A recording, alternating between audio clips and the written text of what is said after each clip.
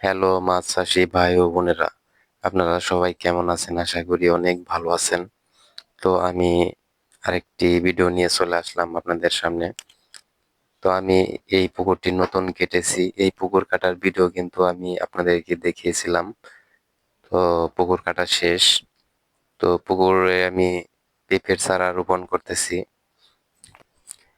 এটা হলো হাইব্রিড পেঁপের জাত। পার পিস 40 টাকা করে নিয়েছে।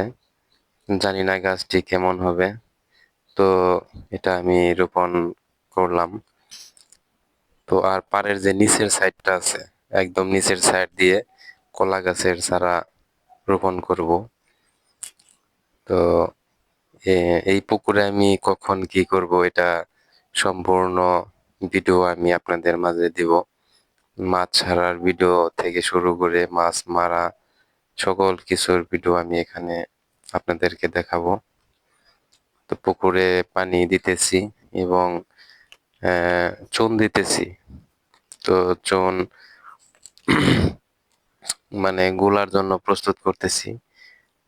তো চুন আসলে আপনার মাটির পাতিলে দিলে পাতিলগুলো ফেটে যায়। তো এর আগে একবার মাটির যে বড় পাতিল আছে ওগুলার মধ্যে দিয়ে আমি চুন ভিজিয়েছিলাম, তো ওটা ফেটে গেছিল আর কি। তাই এবার সিলভারের পাতিলে চুন ভিজাইতেছি। তো দেখেন চুনের আসলে কি পরিমাণ পাওয়ার। পানি দেওয়ার সাথে সাথে মানে আগুনের মতো বলক উঠতেছে। আগুন দিয়ে কোনো কিছু জাল করলে যে একটা বলক উঠে, তো সেম ওই রকম বলক উঠতেছে। চুনের পাওয়ারটা দেখেন, মানে এটা আস্তে আস্তে আরো ভয়ঙ্কর একটা অবস্থা হবে।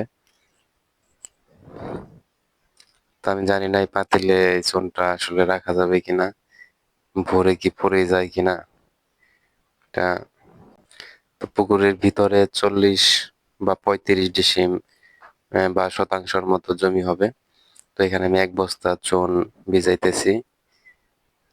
ডিসিমে 1 কেজি করে চুন আসলে দেওয়ার নিয়ম। তো আমি ওই হিসেবে 1 বস্তা চুন এখানে আমি প্রয়োগ করতেছি। 1 বস্তায় 37 কেজি চুন থাকে। পানি দেওয়ার সাথে সাথে চুনগুলো দেখেন কি পরিমাণ বলক পারতেছে। মানে এটা পুকুরে প্রয়োগ করার চুন, এটা কিন্তু খাওয়ার চুন না। আসলে চুন মাছ ছাড়ার আগে প্রয়োগ করতে হয় এবং মাঝখানেও চুন প্রয়োগ করতে হয়। চুন পানিকে বিশুদ্ধ রাখে এবং মাছের বিভিন্ন রকম পোকামাকড় রোগ জীবাণু থেকে রক্ষা করে। চুনের গুরুত্ব আসলে বলে শেষ করা যাবে না। মাছ চাষের জন্য চুন একটি খুবই গুরুত্বপূর্ণ জিনিস। কিন্তু চুনের প্রয়োগ আবার সঠিকভাবে ব্যবহার না করলে মাছ মারা যাওয়ার সম্ভাবনাও থাকে। তো সেক্ষেত্রে আমাদেরকে জেনে বুঝে চুন প্রয়োগ করতে হবে পুকুরে। আর চুন সরাসরি পুকুরে কিন্তু প্রয়োগ করা যাবে না। চুন ভিজিয়ে রাখতে হবে, একদিন ভিজিয়ে রেখে তারপরে ছিটিয়ে দিতে হবে। সরাসরি পুকুরে প্রয়োগ করলে কিন্তু মাছ মারা যাওয়ার সম্ভাবনা বেশি থাকে। তো চুন প্রয়োগের কয়েকদিন পরে আমি মাছ ছাড়বো। পুকুরটা পানি দিয়ে ভরতেছি। তো আর একটু পানি হলে তারপরে আমি মাছ ছেড়ে দেব। তো এখানে আমার বললামই 35 থেকে 40 শতাংশ জমি। কি পরিমাণ মাছ দেওয়া যাবে?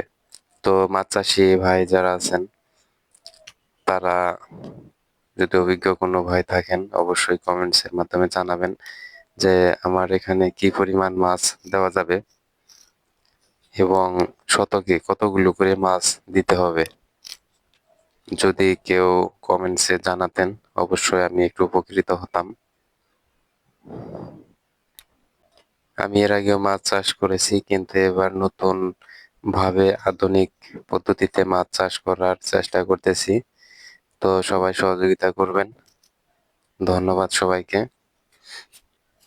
ভালো থাকবেন সবাই।